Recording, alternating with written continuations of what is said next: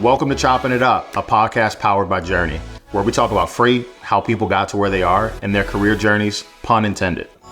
All right, let's chop it up.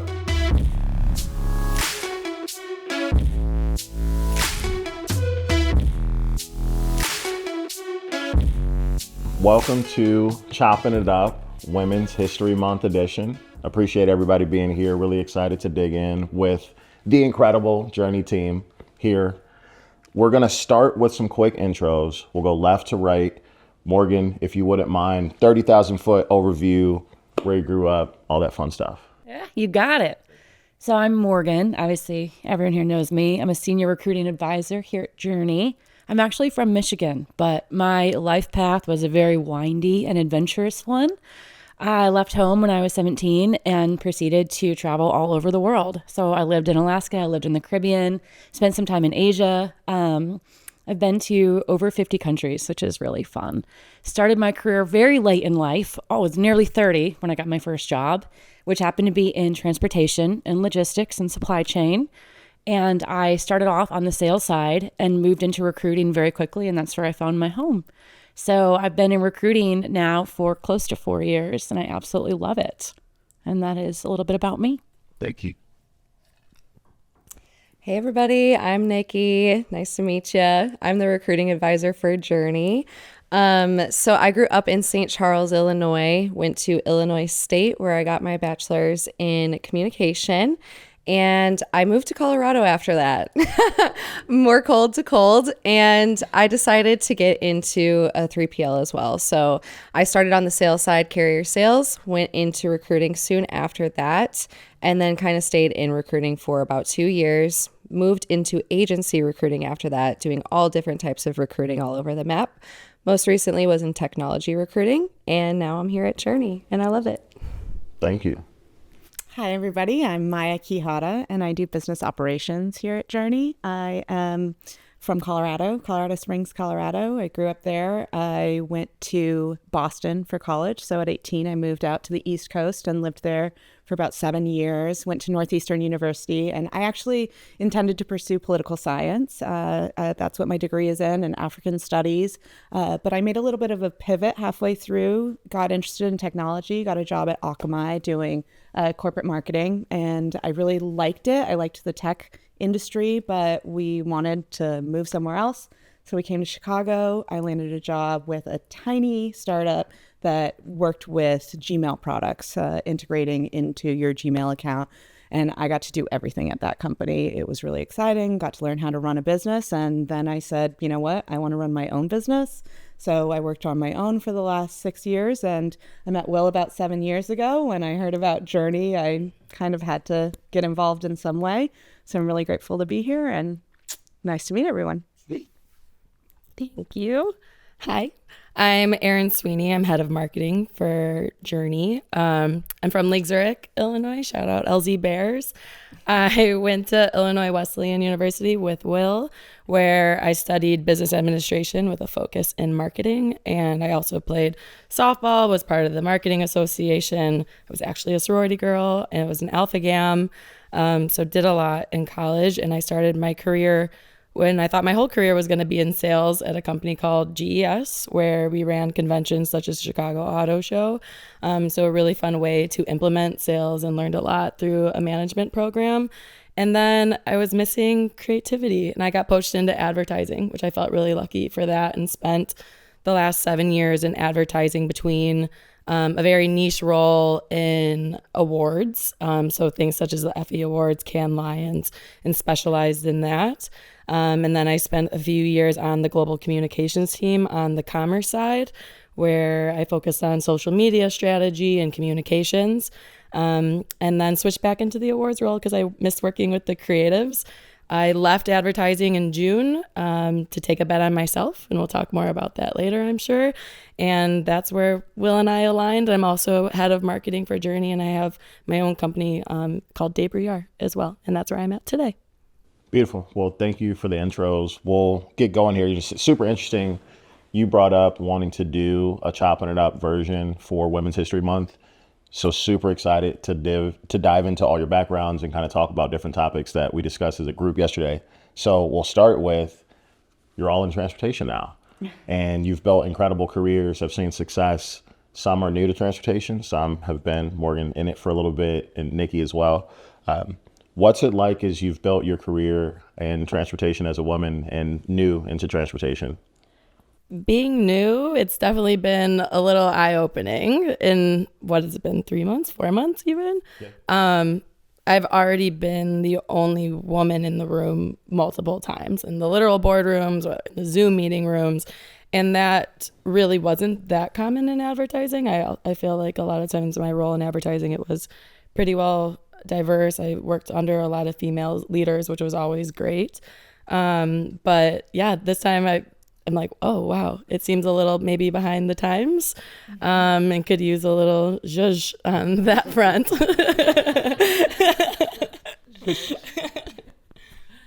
It's been interesting. I think it's challenging to be a woman in a lot of industries. And I think that it's pretty common to feel those intangible forces around you when you're in any kind of male-dominated arena, whether it's social or career or in any context. So I think the odd part is hearing kind of the comfort level in which people engage in what I would consider locker room talk, maybe talking about women in more of an objectifying way. And I find that a little strange. I like the transportation industry a lot. It's so fascinating. There's so many opportunities. It's scrappy. And I love the women that I have met in this industry because they are so thick-skinned and excited and driven.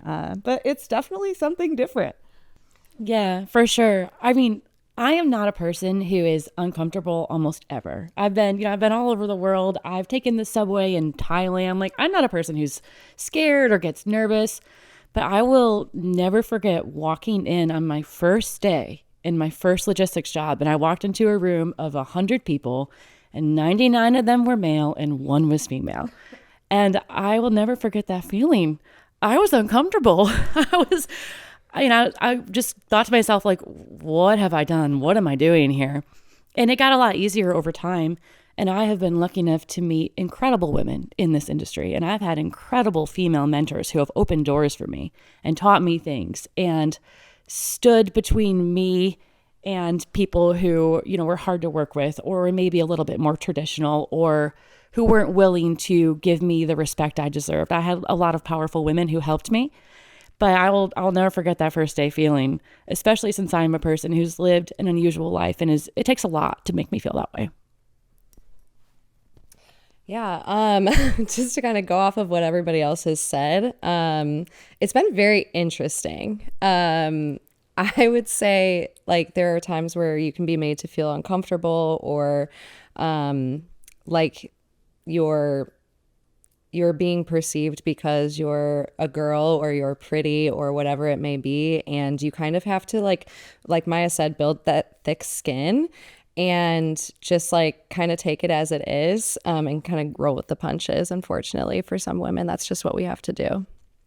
I think it's important to keep peeling back those layers because sometimes those are tough conversations to have, but it's the reality of building your career in marketing or advertising or being in transportation. So we have to continue kind of talking about stuff like that. What about stereotypes? Any stereotypes that anyone's encountered that just irk you? I mean, we can start with what we talked about last night. Nicki, what was the statement you said? Like, things that make your things that make your voice shake are worth saying. Yes. So Nicki brought this up at dinner last night, team dinner, and one thing, and I thank God for this team because it creates safe space, right? But one thing I've struggled with and a lot recently, which is really frustrating for me, is many people saying, oh, well, you could get whatever you want because you're pretty or because of your looks. Or are you the girlfriend? And it has been irking me so much because I work really hard and, I have really good work ethic. But when people and sometimes it's, people I don't know very well. Sometimes it's leaders. Sometimes it's people that do know me really well. And like, for instance, I've been on a big call with executives where I was called out to go flirt with a competitor to go get answers. And like, that was the way, that was the solution. And I was like, what? You know, and I didn't even say anything. And that was when I was on my way out of this job. But it was very frustrating. I was with a client where I was asked, am I the girlfriend? And then in another instance, someone close to me was like, well, you could get what you want, you know, with those looks. And like, okay, shout out mom and dad. Thank you for good genetics, but thank you for raising me to have good values, to have work ethic, to roll up my sleeves, to be able to get to where I am because of who I am, not because of what I look like. And I know I'm not the only woman that goes through that. And I know, sure, that's like maybe a female problem, but it is a problem because there's so much more beneath the surface. And we're working just as hard, if not harder, because we have to in some instances. Yeah, I think too, the one that drives me craziest that we talked about yesterday is, as a woman in this male-dominated industry, how do you get respect and how do you set firm boundaries without being labeled as a bitch? I hate that. I worked in human resources. I had to enforce a lot of things in one of my last roles, you know, and anytime I had to change things or put my foot down or set a boundary, the rumors would start flying, or I just had a bad image of just being a bitch or a hard ass. And men don't have that problem. You know, as a woman, like, you're expected to act a certain way. And when you don't, you're called all these nasty names. And that's just so stupid, not to mention frustrating. Yeah, men are almost like applauded for that sort of behavior. But then when we get like more aggressive or we want to set a boundary or, you know, whatever it may be as far as the workplace goes, like we're called nasty names. And why is that? Like, we have to work 10 times as harder as it is just to like establish ourselves and like feel safe in the world too. So why is that?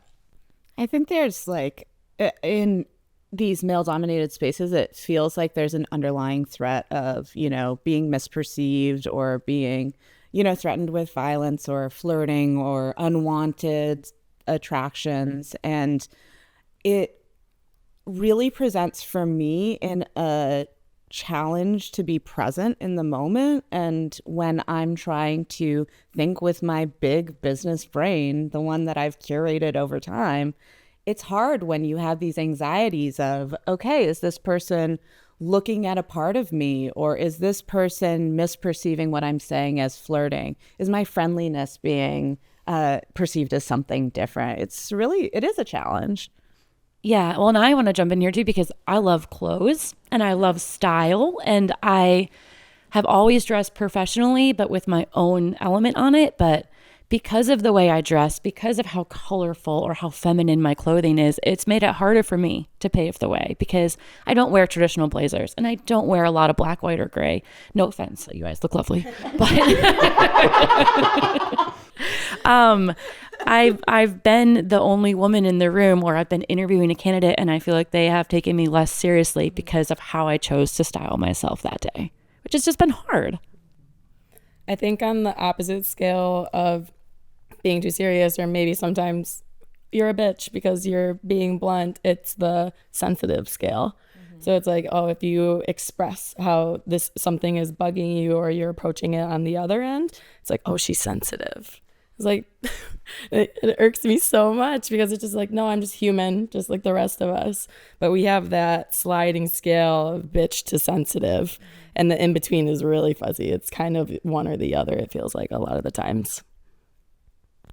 It also feels like there's a lot of kind of being pushed off as silly for things like your interest, fashion, or, you know, I think a lot of times we share interests, sports, or whatever else it is, but technically a lot of female interests are kind of infantilized as something silly and to be brushed off. But if we're in the workplace talking about football, it's no big deal. That's work. I think too, what people don't talk often enough about is how lonely it can be to be a woman in a male-dominated industry, not just logistics, but any male-dominated industry. You're often the only one in the room, or luckily this has not been my experience, but the other women in the industry have fought so hard to get where they are that they almost keep you out. So it can be very lonely to be a woman in this industry. So 2 questions. Any good examples that y'all have had of leaders that have helped you or have lifted you up as you build your career, female leaders that you look up to, or have had your back? I had one of my very favorite managers. Shout out to Lindsay Yoselevitz. Love her. She was my manager when I switched over to the global communications team. Funny story, actually, when I traveled the world in 2019 through remote year, and my contract with my company at the time was come back and we'll actually like give you a bonus for coming back. I was like, okay, that's wonderful. When I got back, like within a few days, they tried letting me go. And so my world was just like, what? And Lindsay was new to the company, and she was like, wait, I've been wanting to work with Erin. And she gave me this opportunity. I never had a job that really existed before, but she was like, she saw me, saw my talents, and just was like, I want you on my team. And so she really saved my job at the time, and helped me grow. I learned a whole new skill set so fast in 3 years. We worked through COVID together, and we became family. And honestly, she's a manager. Sadly, I've never even met in person, worked with her for 3 years, but like adore her, still see her almost as like family. But through that, I went through bullying at the time from other females, and she like had my back, and she coached me and like taught me how to deal with things head on, but then fought for me for like more opportunities because she saw me as a leader in a time where I was feeling really fragile because they tried letting me go.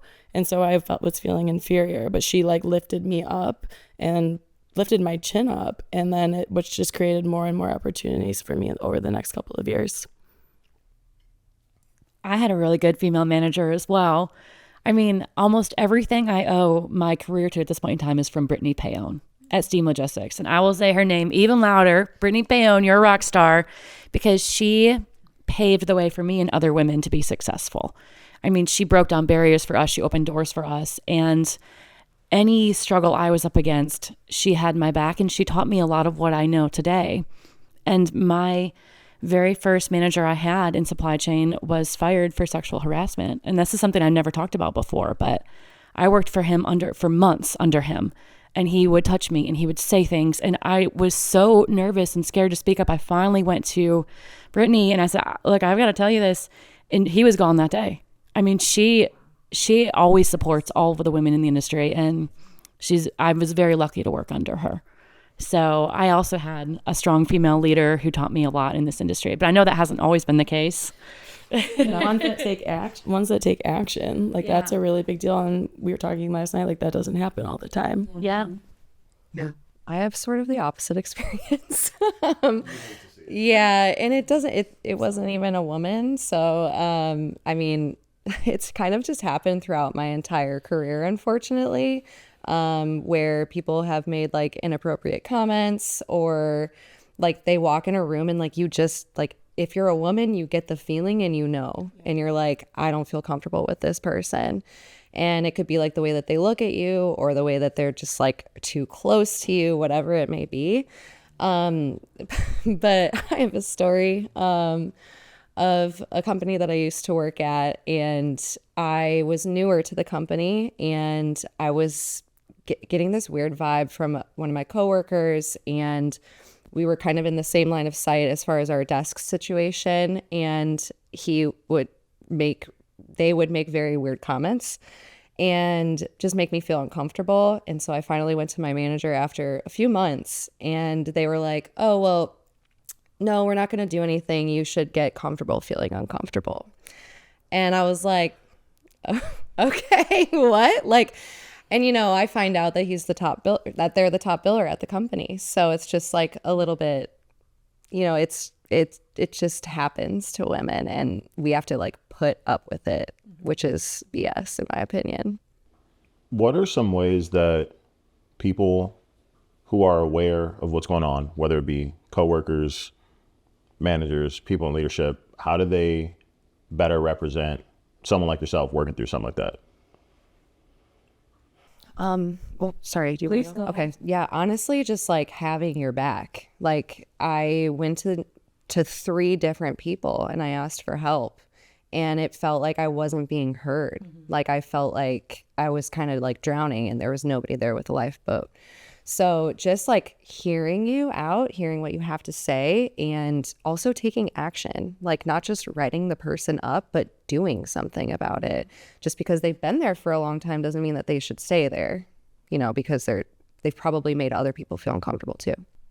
Thank you for asking this question, because I think it's really important. I agree completely that standing in numbers is everything. And if you think about it in the context of negotiating, we're uncomfortable because there's like a context of sexual assault in here. But, if you think about it from a negotiating standpoint, there's strength in numbers. So when people can stand together and say, this is not okay, and these 3, 4, 5 individuals are not going to stand with it, it leaves the organization in a spot where they are compromised if they don't take action.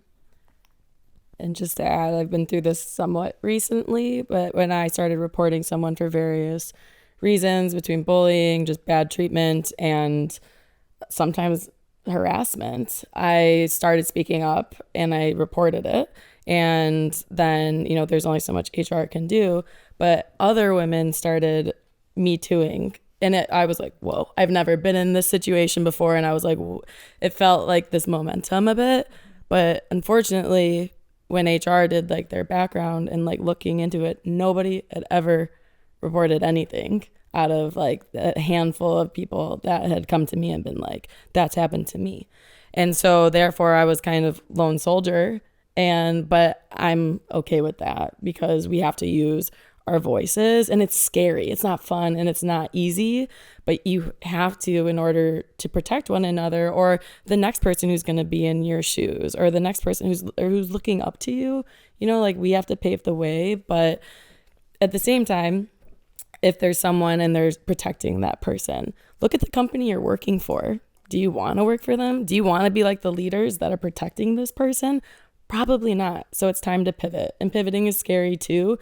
But like we all have one life to do our best and be what we want. So like pave your own path. And then by doing that, you're paving it for others. I think on a different note, the way people can be allies is to just be really transparent about everything, about jobs, daily duties, and pay. When I left my last role and I was teaching a woman under me how to do the role, I told her everything. I told her my salary. I told her the salary I had been at before, my growth path. I told her what I did every day. I told her everything. So I think not gatekeeping information, and that's everyone, that's men and women, but being transparent about everything can help everyone in this industry better grow. So go ahead. I have one more thing on for salaries and whatnot, like fight for what you deserve and get your value. And just be so stern in that. And I think being transparent is really good too. I was fortunate in my last role. I got quite a big pay bump when I got a promotion, which was great. It was held over my head. I was reminded, oh, you make a lot, Erin. You make a lot. You make more than this person on this team. And it's just like, okay, well then she probably deserves a raise, and you feel this urge to go tell her like, hey, I think you're getting underpaid because you technically have a lower title than me, but then to like make it your problem rather than like, oh, wow, you've worked hard for this, you deserve this, and we're happy you're here. Like, yeah, I'm going to work hard. I always work hard, but to hold it over your head. But anywho, I think just to keep it transparent and like in that opportunity, I do wish I just went straight to that woman who I had a good relationship being like, hey, like this information was shared with me. You probably could be asking for more, kind of a thing. It just is important. Yeah. Know your worth, but also do your research. From the HR background, you guys, pay is subject to location, experience, skills, prior roles. There's a lot that goes into it, and it's not always the same for everyone. It's not always nefarious if people are being paid differently, but also do your research, know your worth, and ask for what you're worth. So you all brought up some really, really good points yesterday in our team meeting. We were chatting about Women's History Month in general and the team that we have, this is the squad. 5 of us. Yeah, 80% women. I think about the opportunity to build a business with the four of you and to see the impact that you all have made in the last 4 or 5 months and what we've been able to do. It's incredible, and you're able to lead from the front and show others what you're capable of. So how important is it for you to be empowered with opportunities, or to have each other to empower the rest of whoever's looking up to you, and seeing you do really, really cool things? So, from my past experience, I've never really worked on a team that has like fully and transparently just supported me. So I was telling Maya actually when I met her, like over Zoom or whatever we use, I was like, I just feel so lucky and blessed to be on this team, because like I've just never had that experience before, just being able to like feel like your ideas are more than welcome and you can say them and not feel weird about it, and like you're always going to be supported is like so important. So yeah. I'm going to say something that makes my voice shake, which is that I feel conditioned a little bit to be fearful of other women being on my team, because I'm afraid there's not room for more than one of us. And I remember meeting the original squad. It was, the three of us. And I've only heard the most amazing things about Erin and her work. And I still saw myself coming into the meeting saying, I'm really scared. What if there's only room for Erin? And when we started expanding, it was such a therapeutic experience to see that this is good, this is safe, this is building, and that there's absolutely room for every single one of us. In fact, each and every one of us is critical to the growth of this organization, and we're all individuals. It has nothing to do with our gender, but that's inside of me, because we are conditioned from birth to be fearful of certain things. What if there is only one woman in the organization? It needs to be me. Yeah, I think something that I love about this organization that Will has actually taught me is to stop being so damn nice. Because I Nice. have in this male dominated industry, whether it's a subconscious thing or just my good old Midwestern background, I am so polite to people. And when I'm interviewing candidates and trying to find out more about their experience, they're usually men. And I have this mental wall up where I cannot dig deep into their experience and ask them the hard questions. And so I really struggled in my first 2 months here because I couldn't seem to get the information I needed. And Will told me over and over, like, stop being so nice. And I just felt like that wasn't a luxury I had before. And now I feel comfortable and I feel so much stronger in being able to be firm and set those boundaries and ask those hard questions, because I feel like there's a space has been created for me to do so, which is really cool. I agree. I can relate to all of these. Maya, I think a lot of what you said like hits home.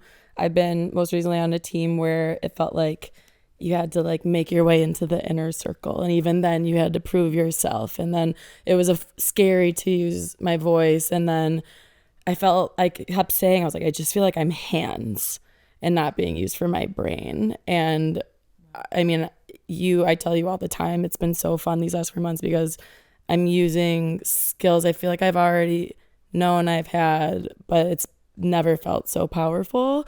And it's been great with this team because you bring the best out of me. We bring the best out of each other through hard conversations and the fun ones, of course. But I think and I'm scared almost every day, and I say that all the time, but it's the good kind of scared. But I've never felt more, I have goosebumps. I never felt like more myself and on the right path to who I'm supposed to be personally and professionally. And a lot of that has to do with your leadership, creating this team, but like this team as a whole. And it's insane how close it's been in the last 3-4 months, what's been going on. We were talking about at dinner last night about it can be really tough to build a business if you have shitty people. It can be really fun to build a business when you have incredible people. And so the fact that you're all willing to share and collaborate and empower and bring different ideas and perspectives from all the different areas of your careers, like that's what makes this team what it is. But the fact that you're willing to support each other and be vulnerable and talk about really hard things makes this what it is. So personal triumphs, any fun wins, career stuff that you think has been important for you as you've built your career? Anybody? Quitting my job. Biggest win of my professional career. Again, never been happier. That was the goal. When I quit, I said I'm choosing happiness. I had no idea what that looks like, and Journey is a huge part of that. But I like unidentified with that advertising role, and I'm getting to know me and who I am as a professional. I think just the success I had in my last role. I came into this industry with no experience. I had been a bartender and server before that, and had a really rocky start, obviously, with my first manager, and almost walked away, and then moved into recruiting, knew nothing about recruiting. I still remember my first month in recruiting, you guys, I accidentally emailed people at our competitors' work emails. I was like, hi, I'm Morgan. I'd like to talk to you about a role I have. Like, oh my God. And I just dug deep, and I found a lot of grit I didn't know I had. And over the next 3 years, I helped that organization hire almost 1,000 people. And I built this team of 5 recruiters under me and taught them everything I had taught myself. And I literally started from nothing and built this amazing career. And now I'm taking all that to Journey and building this with you guys. And that to me is my biggest triumph. I didn't know I was capable of doing that. And it took a lot of hard work, and it was a lot of long days and a lot of blood, sweat, and tears. But I look back on that and those skills I developed and everything I built and the team I trained, and I could not be more proud of that experience. And I'm really excited to take all of that and bring that here and build this with you guys too.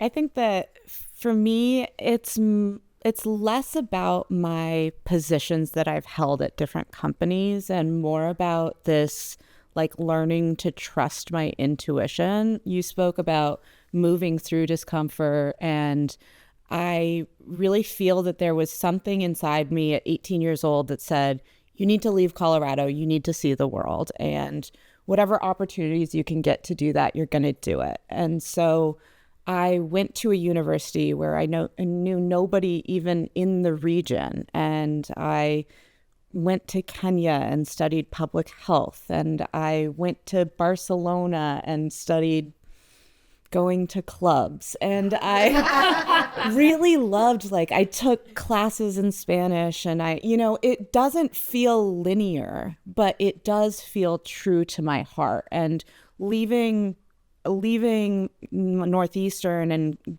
I went into teaching. I was teaching English as a second language.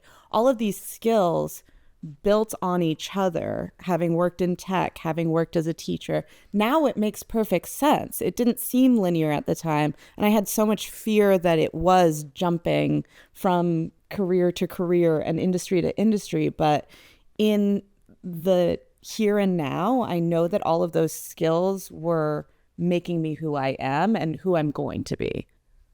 Right. I want to piggyback off of that a little bit. I kind of feel the same way. It's not really like the positions that I've necessarily held, but it's more so people saying no to me. And that just like motivating me to be better and to not take no for an answer, because I know what I deserve and I know what I'm worth. So for example, getting a promotion or not getting a promotion or not getting a raise or whatever it may be, I'm like, okay, well, I gave it my best shot, and I'm going to go find something better where my work is valued and where I know that I'm worth, I love that. I think it's so cool that we're a team of self-made people. Yeah. It's really special. It is. I was thinking last night about just the opportunity to build this business with you all. And people have asked, how did you find the team, or how do you know them and whatnot? I've known you since I was 20. So we went to college together. So 14 years now. I've known you for 7 years. I've met both of you over the last year or so. And I think about putting the best people together to build something to get an incredible result and be able to help the people that we work with. And I wouldn't rather do it with anyone else. This is the team, right? You all are incredible. But when you think about the backgrounds, not from freight, different perspectives, right? never built a business on your own, haven't built a business on your own, haven't built a business on your own, you have built a business on your own, have built a business on your own.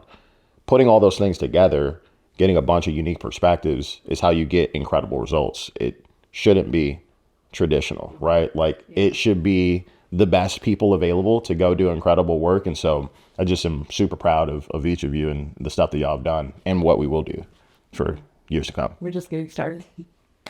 Yeah. Damn straight. Oh yeah. Any fun closing thoughts here as we wrap up Women's History Month and the Chopping It Up episode? Ooh, fun thoughts.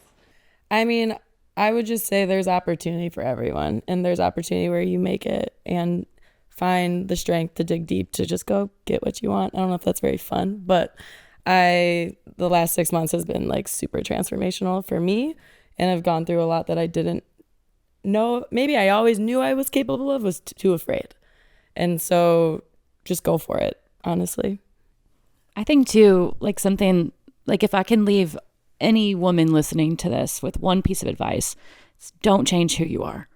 Don't hide those pieces of yourself that you think don't fit. Or like I avoided offices for a long time because I didn't want to wear a blazer, and like I thought that who I was and like my corny jokes and my funky sense of style and my unique background would not be strengths in the business world, and they have. And I've built this incredible career being myself and built this LinkedIn brand just being my weird self. And so be yourself. Don't change who you are. Do what's best for you. Quit your job if you need to. Start a business if you need to. Walk away from an unhealthy work relationship if you need to. Like, get out of there. But be yourself and don't hide that. Yeah, kind of going off of what Erin said. If it scares you, it's definitely worth doing. I think also take the meeting. It's worth exploring everything. With Journey, for example, I've hit up Will, stayed in touch for a long time, but I remember there was a moment when I said, we just need to have a coffee. Let's talk. And that coffee, like, I left feeling this thing like, oh my gosh, I think what I was waiting for just happened. But I don't know. You need to keep exploring it. So I think there have been plenty of coffee meetings where I leave saying, that is not it. But it's so special to take it. And it's really easy to say no, to talk yourself out of it, I think.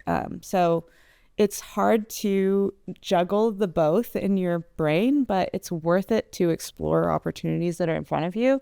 And it's so important to also put valuable people in rooms with opportunities. Absolutely. I appreciate each of you for leading and being great examples for what you're able to go produce and being great leaders for women and people in business. And I look forward to seeing what you're all able to continue to produce in your own businesses and as we build Journey. So thank you very much. Can we ask you the question? Sure. Well, why do you have a team of all of these women? Yeah, it's interesting. I think about really, really strong leaders I've had in my life. First will be my mom. I am super close with her. Y'all know I talk about my mom all the time. She's like my favorite person in the world. And I've always seen her bust her butt and like work really hard and be a great example of a strong woman in business and in her career. So I've always seen that, like, that's a good example. I can follow that person, and I've seen her produce and do really well. I've also had really, really strong women mentors in sales and management. So my first real job out of college was with Kimberly Clark. Yeah. My first manager was a woman. Her name's, Julie Mannies is my first manager. And then my first mentor in sales was Joy. And like meeting both of them at Kimberly Clark and seeing them rise through the ranks of this organization, I'm like, yo, these people are incredible. There's like so much to learn from them. So when I thought about building this team, and you were the first person that I reached out to, and we kind of had coffee when I got back from Europe, and then we were talking for months about how can we build something together. I knew that different perspectives, right? Non-freight, out of recruiting, maybe never consulted, but strong female voices would bring different perspectives to how to make this business successful. It hasn't been fucking wrong. It's been completely right. So I think about what is possible when you take a challenge and you try to solve it in a different way. And like, this might sound goofy, but like a different way in freight is not an all male dominated team. That sounds rather elementary, but like that's different for most transportation style businesses or a lot of businesses in general. And the stuff that you all bring to the table in the areas of the business that you lead are thriving because you attack the challenges differently with different perspectives. Shocker. So, I mean, that has a lot to do with it. It's true. It's Yeah. working. And thanks for the opportunity. Thanks for Come on thinking now. differently. Yeah. Absolutely. I appreciate y'all. Good question. Yeah. Well, thank you for being on Chopping It Up, the Women's History Month edition. Look forward to doing more of these and continuing to build with each of you. Absolutely. Thank you. Of course. Thank you.